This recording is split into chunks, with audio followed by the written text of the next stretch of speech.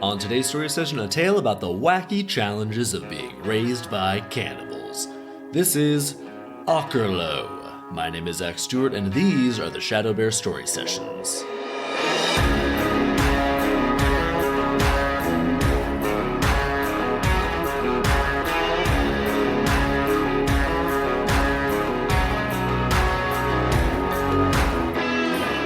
Welcome to the ShadowBear Story Sessions, the podcast about how brutally dark and totally insane folktales and fairy tales used to be, which in my opinion just made them way better. So we're going through the original versions of Grimm's fairy tales, story by story. We'll figure out the intended lessons and the actual lessons of each story, and afterwards I'll adapt the tale into a movie or TV show. So let's get right to it with today's tale titled Okerlo. We begin. A queen put her child out to sea in a golden cradle and let it float away. Okay, what now? We're not gonna get into why this is happening at all. Just straight to baby in a cradle going down the river. Okay, if this was a normal person, they could just be like, they couldn't support a child or something. But this is a queen. Why would a queen feel compelled to do this? Because whatever it is, there's a fucking story there. I'd love to hear it, but we're blowing straight past that. So, moving on. However, the cradle didn't sink, but drifted to an island, inhabited only by cannibals. Well, that is just terrible luck right there. That's what we call going from bad to worse. When the cradle drifted toward the shore, a cannibal's wife happened to be standing there. Upon seeing the child, who was a beautiful baby girl, she decided to raise her, and later give her to her son, who would wed her one day. Ew, what? She's being groomed to be a cannibal's wife? Well, I guess that's better than them just eating her one day, but still creepy as hell. She was supposed to be a princess, or even a queen herself, but now she's being adopted by cannibals, not as their own child, but as the future wife of their son.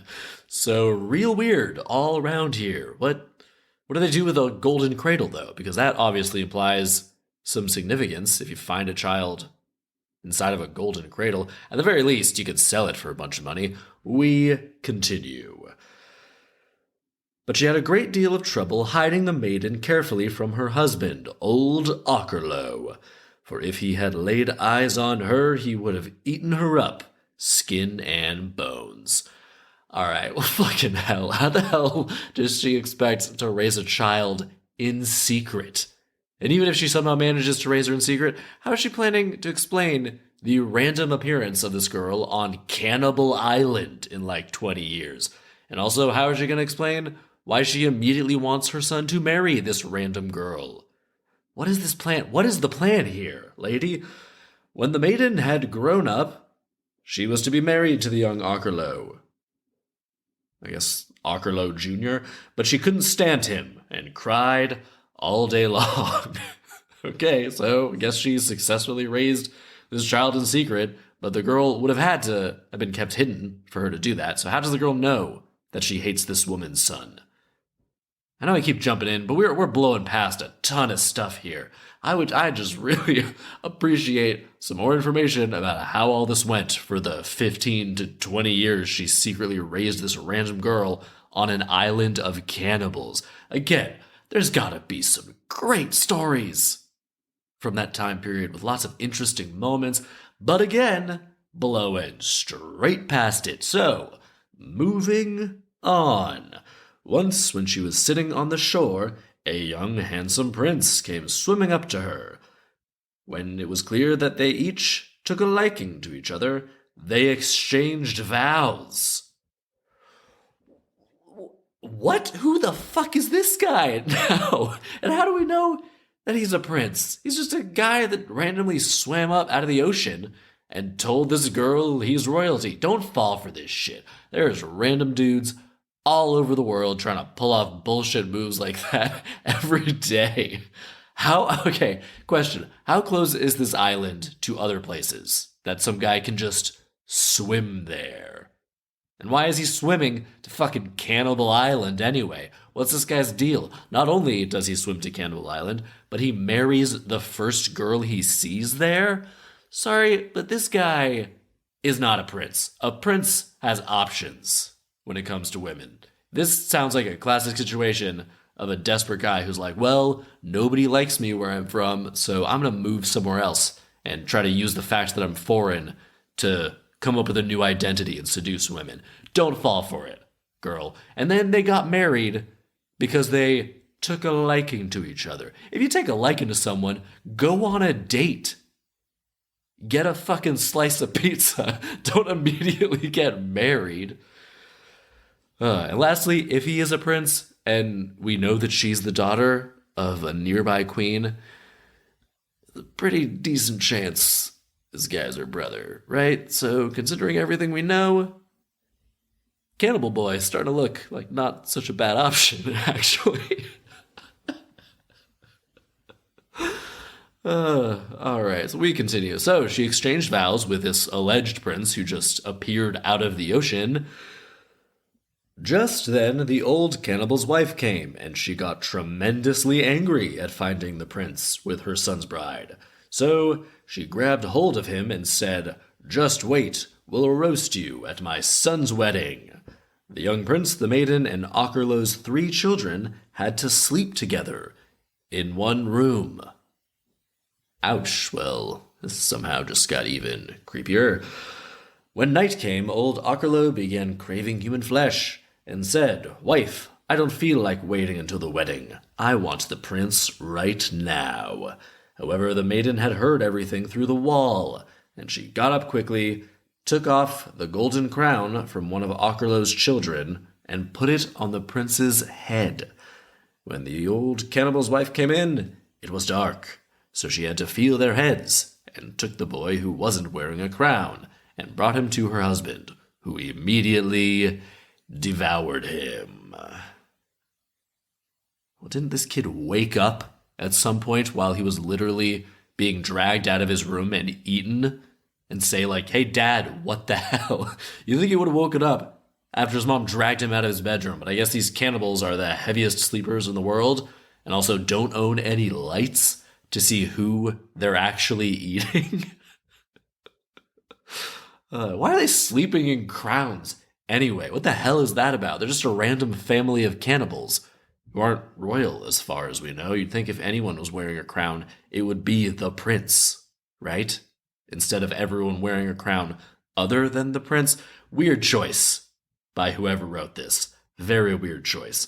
Meanwhile, the maiden became terribly frightened, for she thought, as soon as day breaks, everything will be revealed, and we'll be in for trouble. So she got up quietly and fetched 7-mile boots, a magic wand, and a cake with a bean that provided answers for everything.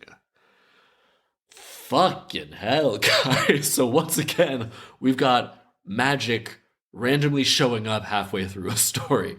Why didn't this girl think to run away with the magic wand and magic bean cake, whatever the hell that is, before this moment?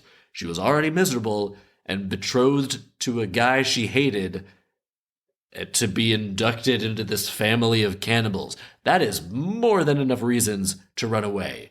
And if she's got access to this incredible stuff, what is stopping her? Okay, wait. She's been raised by this group of cannibals on Cannibal Island for her whole life since she was a baby. So that means she's definitely a cannibal too, doesn't it?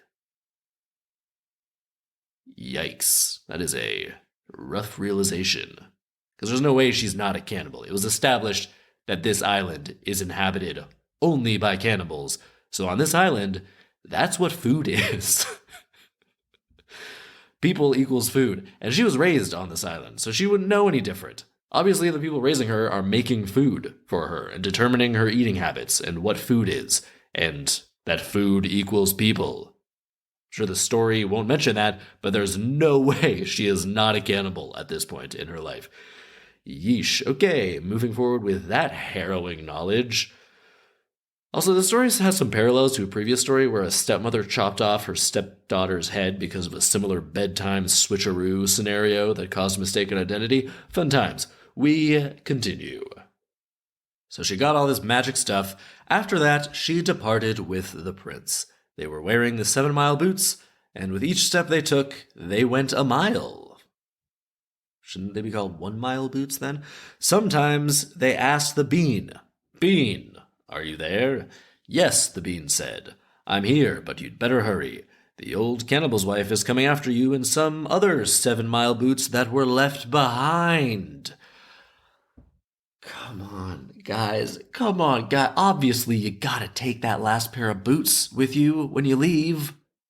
And I don't understand what a cake with a bean is. I can't picture this. What is happening here? The maiden took the magic wand and turned herself into a swan, and the prince into a pond for the swan to swim on. Okay, yeah, alright, now this is getting very similar to that previous story, but I'm curious to see the differences, because this version has 1,000 times more cannibalism in it, and I enthusiastically welcome that addition to the narrative. The cannibal's wife came and tried to lure the swan to the bank, but she didn't succeed, and went home in a bad mood. The maiden and the prince continued on their way. "Bean, are you there?" "Yes," the bean said. "I'm here, but the old woman's coming again." The cannibal explained to her how you duped her. The princess took the wand and changed herself and the prince into a cloud of dust. Okerlo's wife couldn't penetrate it, and again had to return empty-handed, while the maiden and the prince continued on their way. Why is it that whenever the bean tells them she's coming, they, stop and turn themselves into stuff? They're wearing the same boots, they can run at the same speed, just keep going.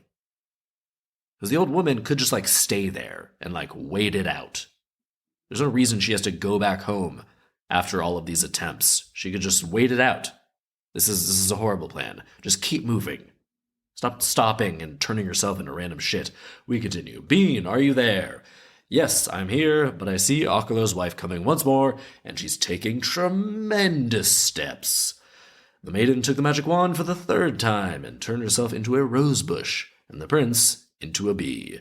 The old cannibal's wife came and didn't recognize them because of their changed forms, so she went home.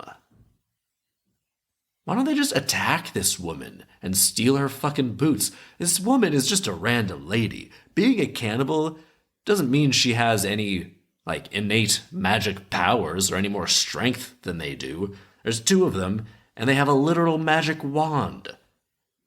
Just hide behind a tree, get the drop on this lady, steal her boots, and then take off again with the knowledge that she'll never be able to get you now. Just a punch to the face would take care of this. You're overthinking it. Also, the maiden and the prince really taking their sweet time here. This cannibal lady has caught up with them, gone back home, and then caught back up with them, starting from her home on 3 separate occasions. By day 3, you should be far enough away that she can't reach you, right? Get a fucking move on, guys. Yeesh. Now the maiden and the prince couldn't regain their forms because the maiden, in her fear, had thrown the magic wand too far away. Come on. Why did she throw it away from her all? I mean, it doesn't matter where she threw it. She turned herself into a fucking rose bush, so she wouldn't be able to grab it even if she was an inch away.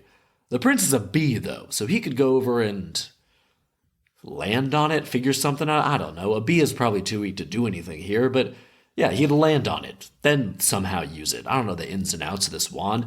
She was a cloud of dust before, and that didn't seem to be any hindrance. Why didn't she just turn herself into a bird or something that could fly over to the wand and grab it? You're really not thinking this through, maiden. Every step of the way, every 7-mile boots step of the way, you're not thinking it through. We continue. Yet, their journey had taken them such a long distance that the rose bush now stood in a garden that belonged to the maiden's mother. How? Wait, how? How is that possible? They were on an island. I know they've got the magic 7-mile boots or whatever, but they Can those boots travel over water? Come on now. The bee sat on the rose, and he would sting anyone who tried to pluck it. So this is just their life now. He's a bee who stings anyone who gets too close to this one bush. That is the most tragic thing I have ever heard. The girl turned herself into the whole bush, though, so wouldn't she be fine if someone plucked a rose? She could grow more. She's a rose bush now. Or is she not actually a rose bush? She's just in the shape of a rose bush, which would mean plucking a flower would be like ripping off her leg or something.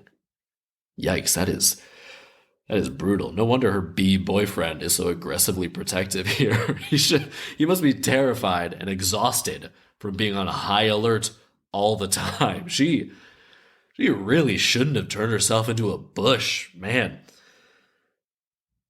One day, the queen herself happened to be walking in the garden and saw the beautiful flower. She was so amazed by it that she wanted to pluck it. But the little bee came and stung her hand so hard that she had to let go of the rose. Well, what the hell, Prince Bee? You gotta be more on top of this shit. You gotta scare these people away before they get too close, not when they've already got a hand on the flower. Come on, buddy.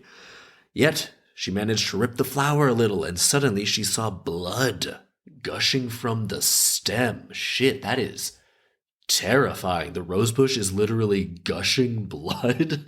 If I was this queen, I'd be like, this garden is cursed and is being protected by a demon bee. We gotta kill this bee and burn the entire garden to the ground. Also, we're moving. Fuck this. Let's hope this queen isn't quite that reactive.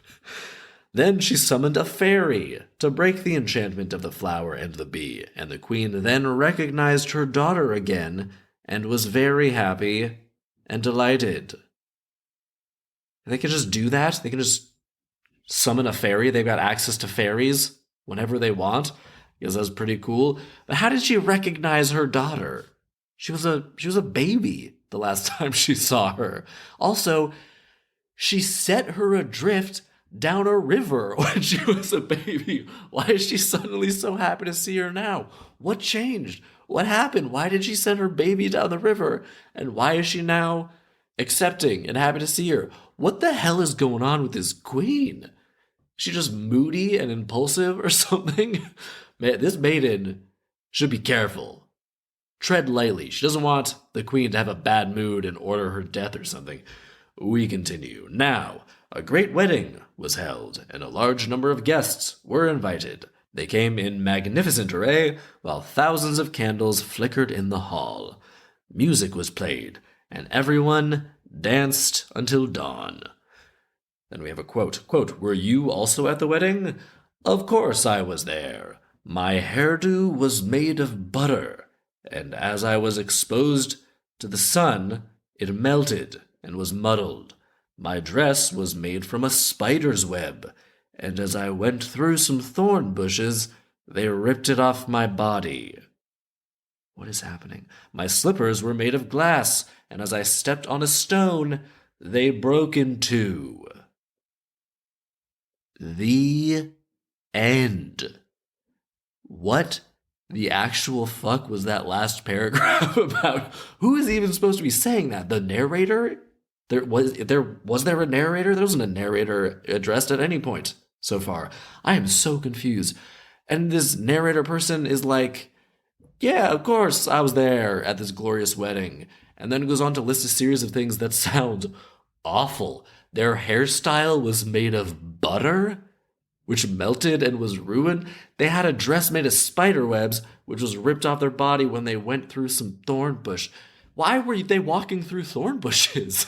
Don't walk through thorn bushes at a wedding, especially if you're wearing a dress made of spider webs. And then they had glass slippers that broke when they walked on stone. So whoever this narrator is was a fucking hot mess at this wedding. They probably got totally shit-faced and then all this stuff happened. I'm just picturing it. I'm picturing it from the perspective of like another guest at this wedding looking over and seeing this lady with a dress of spider webs half ripped off her body, stumbling around on broken shoes while trying to hold up their melting butter haircut. And this is the person who's stoically telling this story. They're recounting this event. Yeah, this is not the trustworthy narrator you want for a story like this. And getting back to the story, so what's the situation now? Do they live at the castle with the queen? Because the queen didn't want her when she was a baby. So what's the deal with that now? We need some answers about this queen. She can't just be like, oh, hey, you're back. Great. And then just act like everything's cool. Nah, what the hell is your problem, queen? Why'd you send me down the river to Cannibal Island? Are they going to do anything about Cannibal Island? Because those cannibals essentially held her prisoner to force her to marry their child, at which point she presumably would have been like a slave wife or something. That's horrifying. Are there other slave wives on Cannibal Island? So yeah, what else is happening on Cannibal Island? That place sounds terrifying. They gotta do something about that. Then again, the cannibals do seem to have access to a lot of magic stuff, so actually maybe you don't want to start a war with magic cannibals. That sounds terrifying, and they've clearly got a lot of magic, because it was super easy for the maiden to just grab the magic wand and the magic boots and that bean, like the cake bean that had answers to everything. Apparently the cannibals left all that stuff just lying around, which means they've probably got even more useful and valuable magic stuff somewhere else. Imagine what they've got locked up if that's the stuff they just leave around. I feel like the maiden could have used the magic bean more effectively, though, than to just ask it how close the cannibal lady is to catching them. It's got answers for everything, according to the story. When you combine that with a magic wand, you can do pretty much anything. You can even ask the bean, hey bean, how can I escape? Or how can I kill that cannibal lady? And it would have an answer. It would give you a plan. And they don't need to say like, hey bean, are you there? It's fucking there. You're holding the cake with the bean in it. Why are you asking this every time? No matter what the answer was, if they asked like, how could I kill this cannibal lady? You could probably manifest it using the magic wand. But no, instead, she turns herself into a bush, which of course can't pick up a magic wand to turn herself back. Nobody in this story is really operating at a super high level. Least of all the narrator, who thought butter would make great hair. Why is the only character who's given a name that one cannibal guy who hardly does anything? This story's a mess. Story's a mess all around. I really have no idea what we're supposed to take from this in terms of lessons. Nobody's handling shit super well. I mean, the maiden does show courage in escaping, but I don't know how much I like her as a hero. I mean, I can forgive the fact that she immediately fell in love with this guy who wandered out of the river because she was just super desperate to get the hell away from the psychopaths trying to force her to marry a cannibal. And you know what? This river guy is the first person she's met who's not a cannibal, so he immediately seems like the best guy ever. That's fair. She's trying to get off Cannibal Island by any means necessary. Even though, as we established, it's basically a certainty that she's a cannibal herself, and this is the only life she's ever known. So I don't know why she would have any sort of moral high ground at this point. But regardless, I don't know how much of a hero she is, considering she got out of this mess by turning herself into an inanimate object and then getting lucky that she happened to be on her own mother's property, and her mother somehow figured out that this bush is a girl, and also somehow recognized her, even though she hasn't seen her since she was a baby, and then somehow was happy to see her and threw her a big wedding. Wait, okay, this brings us back to the question of this prince. Who is this prince? Because we've only heard of one kingdom, this kingdom, so is the prince the maiden's brother? I really wish they'd included some tiny piece of throwaway information to address this, or just not made the guy a prince. There's no reason he had to be a prince. It doesn't affect anything. Could have just been a normal, great guy. Who knows? The lessons are as messy and muddled as a melting buttercut. That's what I'm going to call butter hair. A buttercut. All right, the lesson I'm going to take from it is, if you have magic, don't turn yourself into an inanimate object, because you won't be able to turn yourself back. I mean, I could extrapolate that into a lesson about not boxing yourself into a corner out of desperation or out of fear, making panic moves and such. If you're trying to achieve something or avoid something, don't do something in haste that puts you in a worse position than before. Make sure you're still capable and mobile and can still make moves. When shit gets bad, don't turn yourself into a rosebush. Turn yourself into a swan or a cloud of dust, I guess. Both of those transformations worked out great. A cloud of dust actually could do some pretty amazing shit, probably. But regardless, use all of the tools at your disposal to their maximum capacity, which this girl is not doing. All right, let's adapt this thing. So, this is gonna be a fantasy TV show, and we'll start with a family living in the peaceful countryside, and they have a young baby. One day, they're attacked by a group of invading barbarians who are pillaging all across the land. So, as the barbarians are attacking the mother of the family, played by, say, Rose Byrne, she puts the baby in a covered basket and sets it adrift on a river.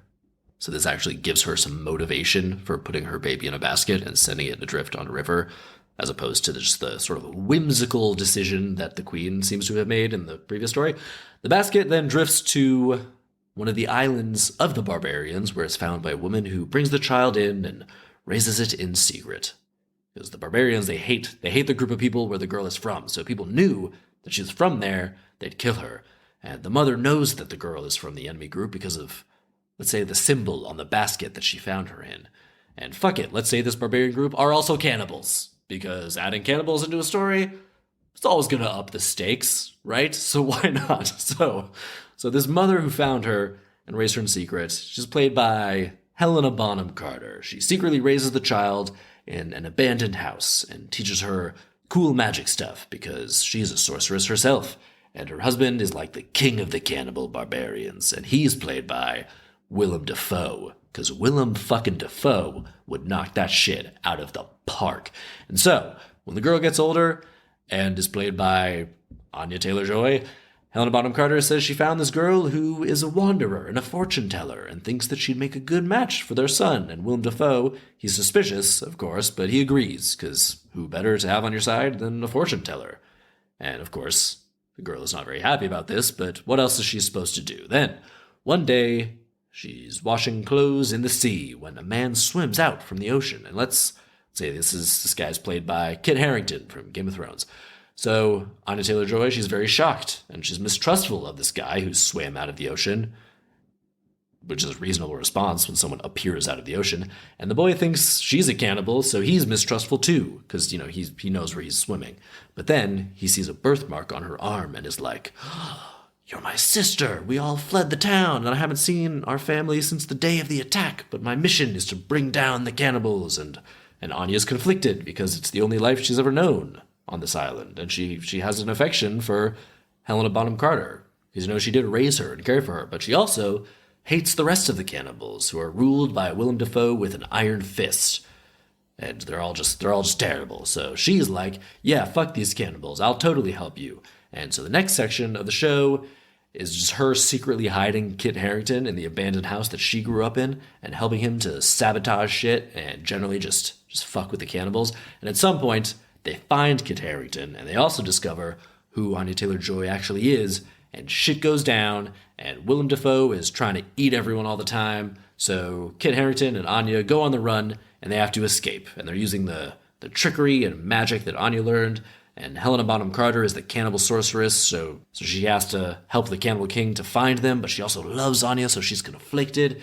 Great, lots of conflicted characters. And of course, at some point, they stumble into a strange land, and just when they think that they're done for, a bunch of people surround them, and they realize it's their mom, Rose Byrne. They haven't seen her in ages, and she looks great for her age, because they always do, and she runs off the cannibals and saves the two children, and is reunited tearfully.